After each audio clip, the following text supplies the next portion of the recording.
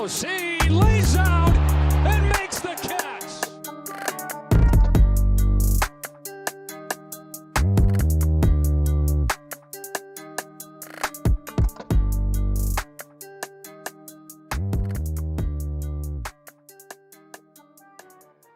What is going on, everybody? We're back for another Super Bowl edition of the Double Switch podcast. In full transparency, I don't expect anybody in the Philadelphia area to be watching this podcast this week. By the time you're probably getting to this, the Eagles mania is over, and the parade happened on Broad Street, and everybody will be focused on the Phils again.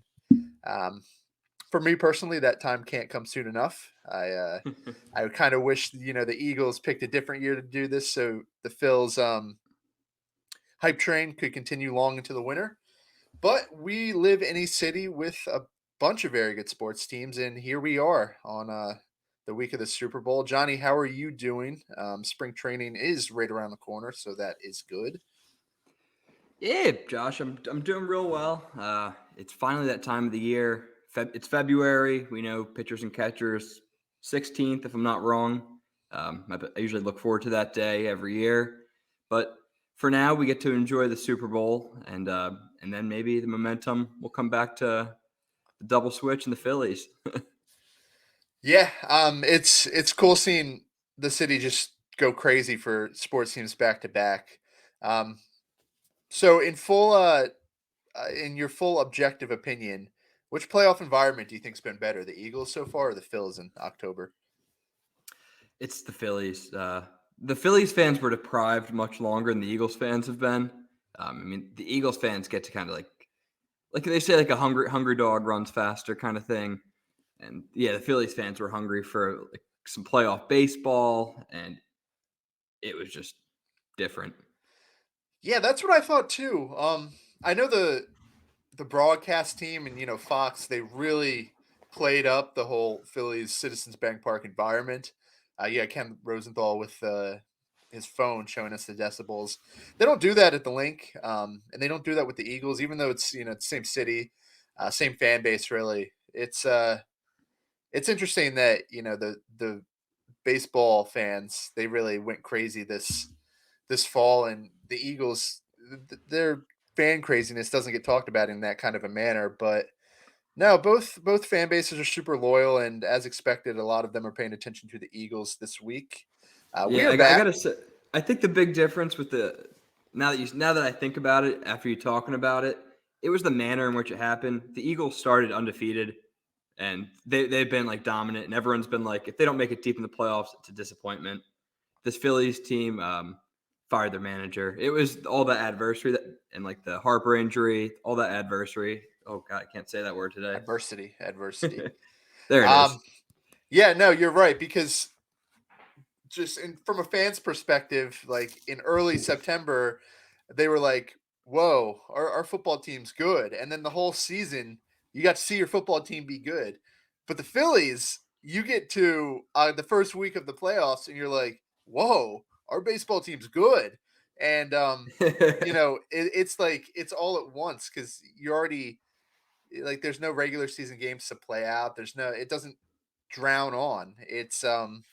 It's all at once. Like you said, it was 4 weeks, and you got to experience all of it so quickly. And it was so weird to see everything flip like that. But yeah, no, the Eagles have been better for a long time, and it's part of the reason that the fans kind of expected all of this. They're not really there like they're on some kind of a they don't really feel lucky to be there. They feel like they deserve to be there, and they're acting kind of like it. It's hard to explain. I'm sure there's a ton of psychology behind it.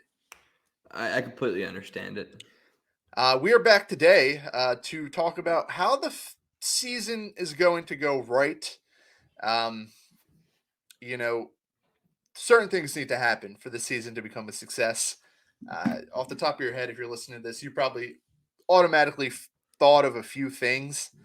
We put together a list. Johnny and I both came up with 3, and we are going to get into that and break that down. First off, we do have some logistical stuff we have to talk about. If you're a baseball fan, you know that fantasy baseball is right around the corner, And Johnny, I don't know if you saw, but the odds are out for our fantasy baseball league. Oh Jesus! Yeah, Oh so jeez! it was weird seeing this. How do you It's really how do funny. you feel Really about funny. your line here? I thought it was a little unfair to you, but the Vegas is on us. They have me near the top, which I mean I should be up there. I came in second, but I mean you're all the way down here at the bottom. Yeah, it's rough. I think you're a good value there. This is trash. If I'm listening right now, I'm throwing down $500 on J Flem plus 2,500. That's just a bargain. Honestly, I'm usually top 3 in the league every single year, and Dan hasn't even. Yeah, I don't think he's ever played fantasy baseball before. He doesn't even know there's gonna be keepers. This guy's gonna be blinded in the draft, and they still think man, they're sleeping on I me. know. I mean, Vegas is they might know something we don't. They might know something you don't. Dan's the wild card here because you just don't know what you're gonna get. It's like the expansion team. He's just gonna come in and he might be really good at this. And you have a You couple got seasons Gabe and now. Mustafa ahead of me. Yeah, Gabe, Mustafa. Oh, Weesey just went right up the draft board here after his fourth place finish last year. But I guess they're just looking at your past performance. The first year in this league, it was not too good for you. Last year, you showed some potential, but What Vegas did I just play? What did I place last year? third place, third place. And then I was in the finals the year before. You weren't in the finals the year before. Stop exaggerating. It Yes, I was was. Gabe and Herm in the finals that year. I don't know where you were, but you weren't first or second. And last year you were a distant third. If you came in third, but it was like a horse race. You were way back there. Well, You I weren't have the really best that close. keepers. I do have the best keepers. If you're looking at F4, which I am, Oh, Corbin Burns, Yordan Alvarez, and Manny Machado. Got to clean up this year. Feeling good. yeah, we'll see. I don't know if that's gonna translate to a victory here. Vegas doesn't seem to think so. Herm's the odds-on betting favorite after winning the league twice. But I'm right there at number 2, and I think that's where I belong. So we'll see how that plays out. I just wanted You to don't. You just put cover yourself that there real because quick. you made the list, so you just put yourself at the No, I didn't second. make the list. I researched the list, and that's just what Vegas is saying. That's you So don't even know who. You don't even know Vegas. it's in DraftKings. You didn't check the app? It's in. Yeah, they just added it in. Um, so No, if you guys want to go bet, throw some money on Johnny for fantasy. You might lose some money, but it's part of the deal. at least it's Anyway, good value. key number 1 to the Phil's season being a success. This thing needs to happen for the Phils to get to the playoffs, have success in the playoffs, replicate what happened last year. And this is yours, Johnny. Yeah, we all know Bryce Harper's out. Probably gonna be till July. That's a lot of power gone in the lineup. We signed Trey Turner. We want him to be more of an on-base guy. He'll fill a lot of that void that Harper does for us. But it's Bohm's time to develop as a hitter and get some gap-to-gap power and start hitting some home runs and some doubles on a regular basis. I think he needs 20 home runs this year. So you think the power's coming? You think it's time? I think he has to. I think it's the next step in his development. If his power doesn't come now, then he kind of platoons as a player. Um, you need to add that to your game to play third base. It would be a perfect time for it too, with Reese in a contract year. The plan Really is good. everybody knows the plan. The plan is to move Bohm to first, even if nobody's admitted it. It's always made sense. And Alec Bohm does not project as a first baseman if he hits 13 home runs. Um, he doesn't really even project as a third baseman if he hits 13 home runs. That's like second baseman type numbers. And he's 6'5", and he looks every ounce of it. I mean, he's a big dude who should hit for more power. And we saw an uptick in uh, the launch angle last year, his first season under Kevin Long. And if he continues to build upon that, I wrote an article about this actually. If you're looking at that stat specifically, assuming he just does exactly what he did the past offseason, that is 25 home runs. It's just what's going to happen. It's on him. I know he's been training pretty hard. I saw the picture of him in the gym. He wants to be better. We all know that. And it's time for him to impact the ball like he should be impacting the ball. Yep. Yeah, I mean, you hit it right on right there. Yeah, we'll see how that shakes out. Let's move on to number 2, and it kind of reflects what you said. Bryce Harper is out with his torn UCL. That recovery needs to go right. There's always issues in Tommy John recovery for pitchers, not as much with hitters, but he's going to have to start throwing. He's going to have to feel comfortable hitting. It's going to be very interesting to see how aggressive we are with him because I've heard a lot of conflicting reports on when they want him back. Some like I heard June, I heard All-Star break. That's like a 6 week range there, 6 7 week range. And his return correlates a lot with the trade deadline. So it's going to be really hard to read this team if we don't have Bryce and Harper in the lineup. So we need to get him back, and we need to see how he looks, how the team looks with him back. With just this past season, he came back, and we ended up playing horrible when he came back. We went on to figure it out, but it's important to look at all this stuff. And even further down the line, you got to start thinking about just the elbow and him in right field going forward. This recovery is not just a this year thing. This is going to stretch into the next couple seasons, and he needs to be in right field. That's where he belongs. That's where the defense needs him. He's gotten very good out there. He's not a superstar by any means, but he's better than Nick Castellanos. So he needs to come back, and he needs to be patient, but be fully healthy when he does come back.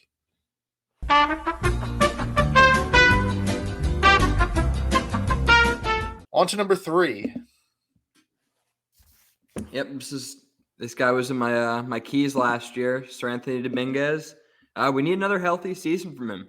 When he can stay healthy and be effective, he's the glue to this bullpen, and really our best high leverage pitcher statistically. He just dominates lefties and righties. I think he has like a strikeout rate of 35% against righties and then like 25% against lefties. The guy devastates at anyone that steps to the plate. Doesn't matter who they are.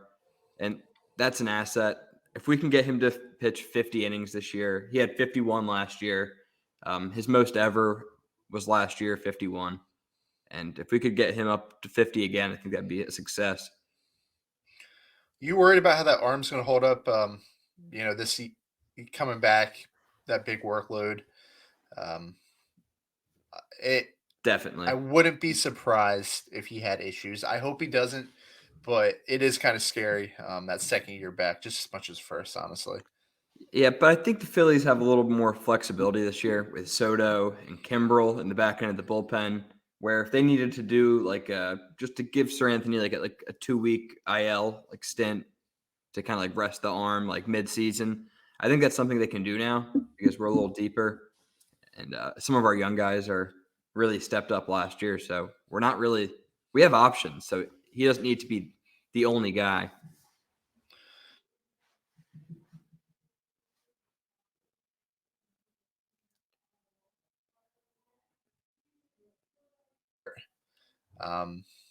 And we know that we can't have our bullpen that relies on one guy like that. It has to be a little more well balanced.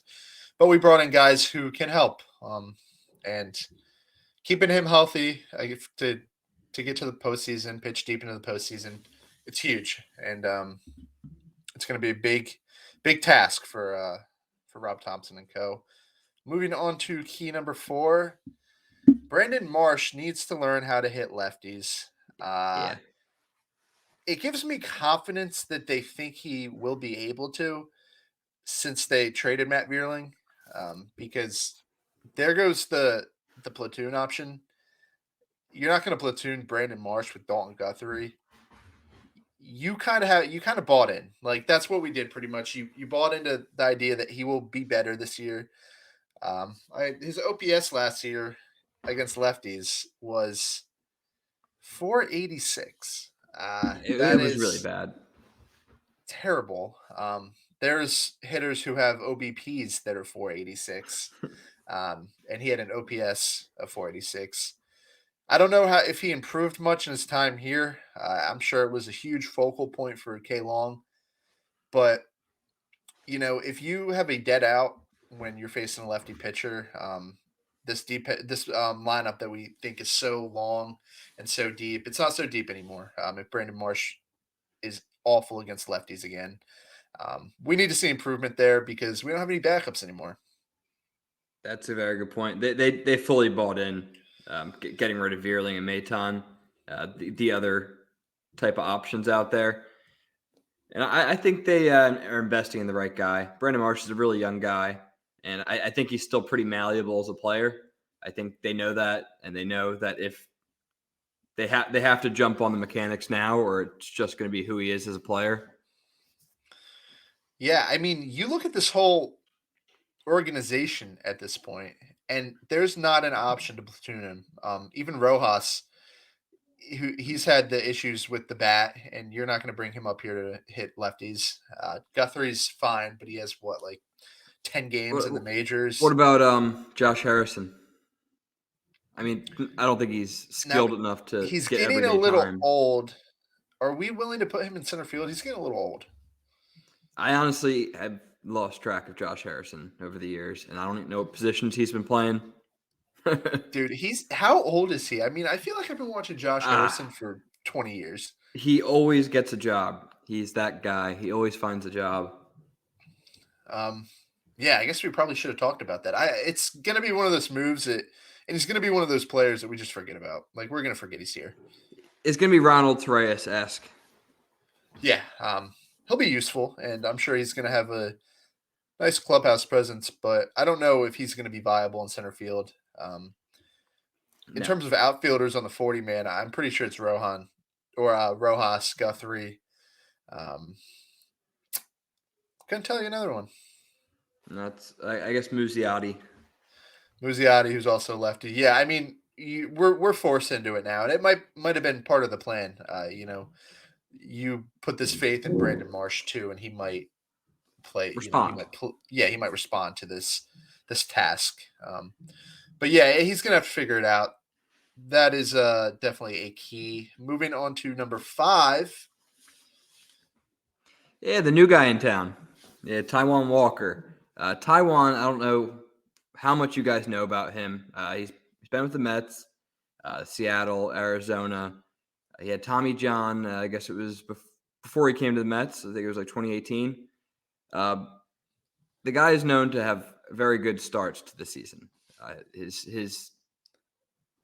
The numbers are night and day. I think last year opponents hit 226 against him in the first half, and then 286 in the second half.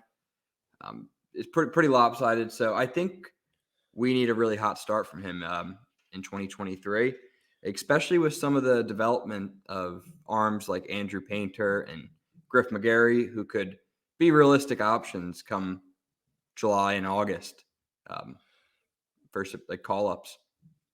Yeah, let me flip that around on you. Are you concerned about him in the second half? Because we fully intend to be a playoff team. I don't think he had a starting job in the Mets playoff rotation. He was never part of the plan. But he's going to be a playoff pitcher for us.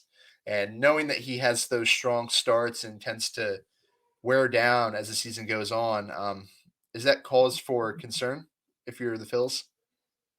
Yeah, there's definitely something to worry about there. I think their thought is that they can develop him more as a pitcher and kind of because it seems like since his surgery, he's been kind of getting better and more durable. It's more of a durability issue because there's like a little bit of like velocity dips too. But if it's something that could be corrected. But I am a little bit concerned, yes. Yeah, back-to-back 150 inning seasons. He might be building up. He might be in the process of improving that. I don't have any stats to back that up, but if I just think it could make for an interesting guy to look at, like when we start talking about Andrew Painter and McGarry, possibly McAble. Yeah, maybe splitting time. I wouldn't be super surprised if we get to October and we put together a 4-man staff and he's not in it, it wouldn't be the most surprising thing. If you Yeah, have because development with somebody else, we have so many options now. yeah, we really do. And we could just go with the top three of Wheeler, Nola, Ranger, and then just do the hottest hand. Yeah, I think when you signed him, you looked at a rotation and you put it in terms of we have to get 1,000 innings from this rotation. We Yep. have the 400 from Nola Wheeler. Let's get another guy to give us 150. It's doesn't really matter when, but we need those innings from somewhere, and the guy can definitely get major league hitters out over the course of a season. It might be uneven at times, but it's just part of the deal. I mean, you're looking at the end goal here, not game to game. And if he can give us 150 innings of mid threes, upper threes ERA, it's a good signing. Yeah, absolutely. I think he's going to get us there a lot easier than it was last year. It'll be easier this year with him. Yeah, definitely. And key number 6 might be the biggest one. Nick Castellanos. Yeah. We're beating a dead horse here. This was the obvious one. Yeah, 250 points in OPS. He was in the teens for home runs. This is a guy who's hit his way to a silver slugger, hit 30 home runs before, came here and we paid him to hit, and he didn't hit, and we owe the guy $80 million, and he's getting older. Fortunately, he's still in the prime of his career, so there's nothing to suggest that he's eroding physically. He's still in peak performance in terms of age. And so it suggests there is a bounce back ability there. In terms of pure batted ball metrics, it was dreadful. There's really no other way to say it. He didn't hit the ball well. Everything suggests that he earned that crappy stat line of his. It wasn't a situation where he got, bad luck or anything. He stunk. And you can attribute it to all kinds of things. It could be he was dealing with the shoulder. We know that was a part of it. It could be a new environment, learning the NL East. He's been in the Central divisions. He's hasn't really faced some of these teams too much. Um, had to play the field more. He's going to have to play the field again, so it shouldn't really matter. Um, but yeah, no, whatever happened, whatever bothered him last year, needs to figure it out because that is a big bat, and specifically, it's a big bat behind Bryce. Um, it's going to be a combination of factors that need to work together. Alec Bohm needs to be more power prone as a hitter, and Castellanos has to revert back to his old self. And they need to protect the big investments that we have towards the top of the lineup. It's going to be key. Yeah, exactly. I really do think you're right. I think Castellanos and Bohm are the two guys in the lineup that got to rents due. They got to pay their rent, and they need to perform and kind of carry this team a little bit until Bryce gets back. And I think Nick Castellanos is very, very capable of it.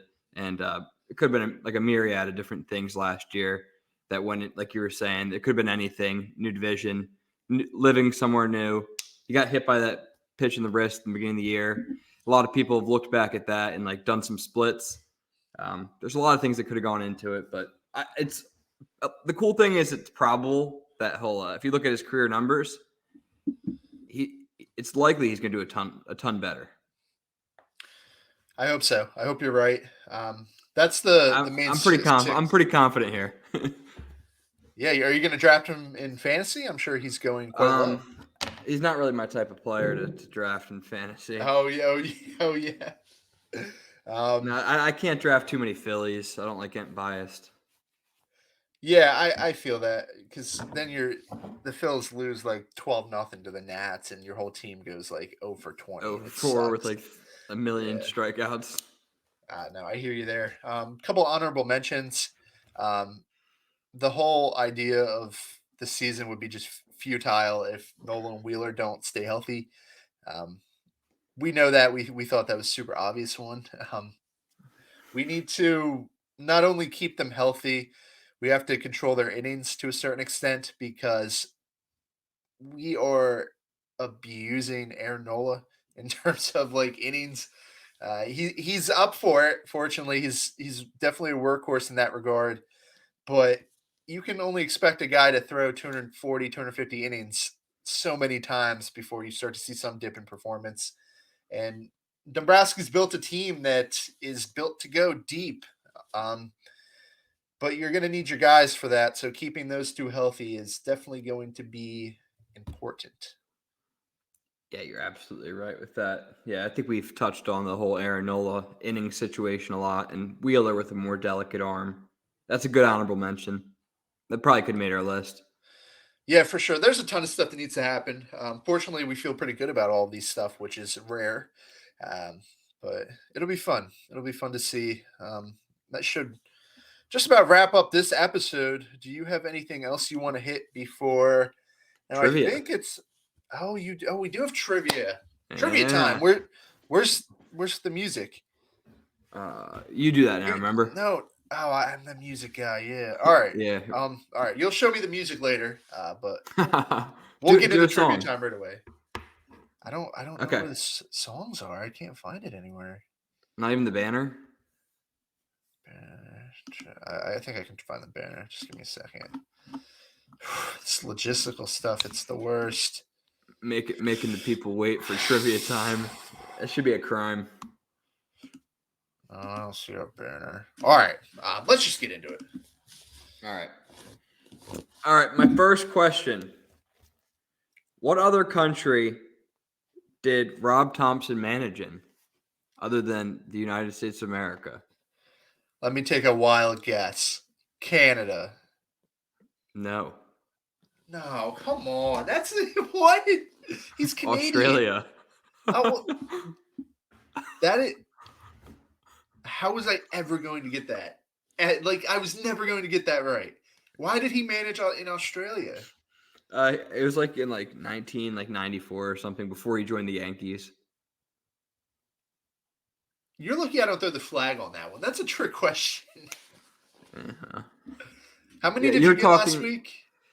I got 2 last week. Did you get 2? Oh, no. Wait, no, I got 1. I'm looking at it right now. Oh, Sorry. man. I got 1 of 3, but you're going to get 0 of 3, so we'll be all okay.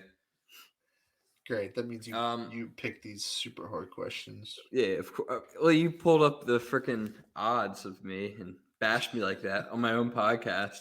Dude, it's Vegas. You don't know Vegas. Stop saying that. Vegas doesn't know shit.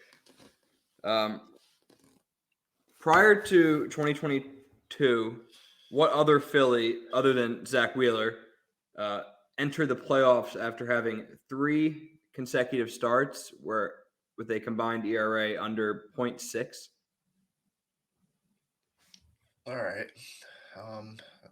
They entered the playoffs, so they had to be in the playoffs at some point.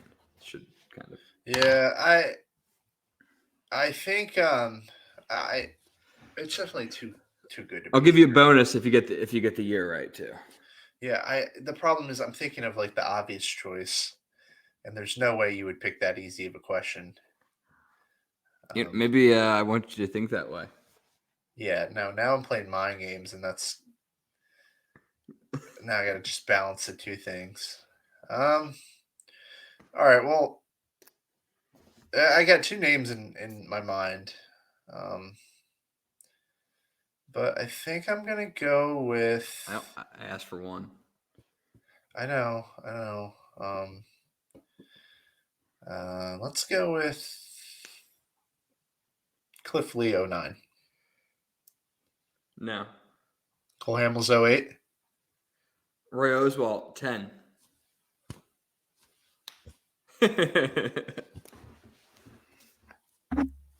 All right, nice. On to the third. All right, now this one I think you can handle.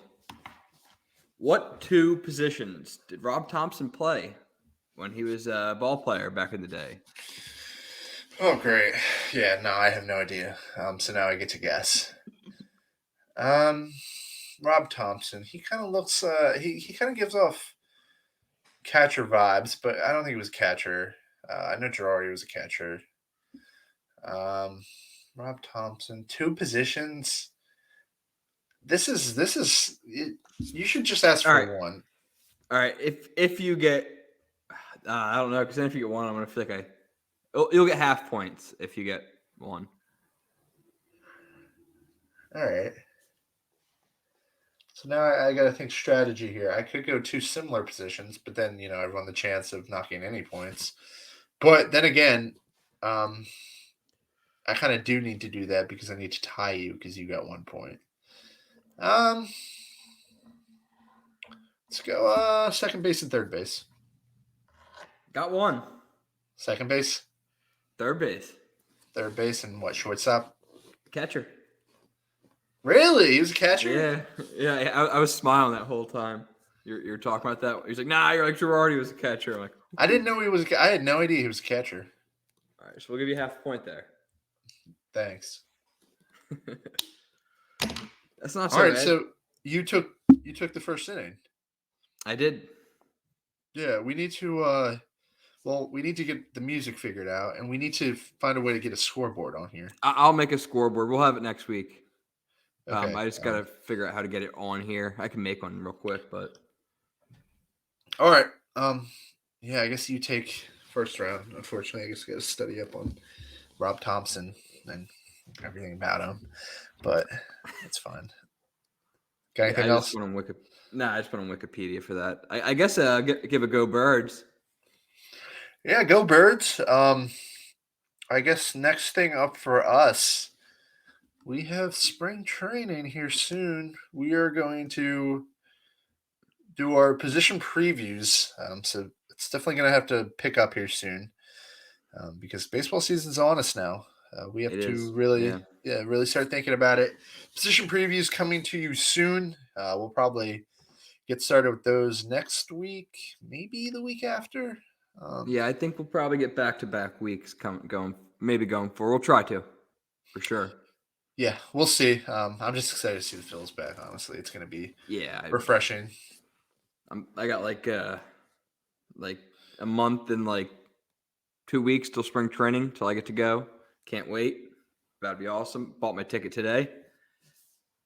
I'm jealous. I am really jealous. Yeah, it's nice, dude. I haven't been down there in a while. You got to go down not too long ago, though. Yeah, I was there last year, but the season got delayed, so I didn't see any baseball. And then I went down there 2 years ago, and the season got canceled because I haven't been there in a minute. The season got canceled for COVID that year. Man, yeah. No, I need to plan another Clearwater trip.